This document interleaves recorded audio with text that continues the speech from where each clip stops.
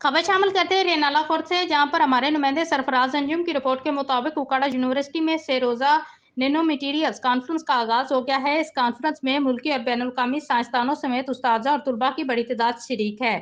उकाड़ा university के centre for nano science की जानब से मुनक्कद करदा एडवाइजर न्यूनो मटीरियल्स के मौजू पे 3 रोजा बैनुल अक़वामी कॉन्फ्रेंस का आगाज एक शानदार इफ्तिताई तकरीब से हुआ। इस कॉन्फ्रेंस में मुल्की और बैनुल-अक़वामी साइंसदानों और मुवक्किलीन समेत मुख्तलिफ जामियात के उस्ताद और तुलबा की एक बड़ी तादाद ने शिरकत कर रही है।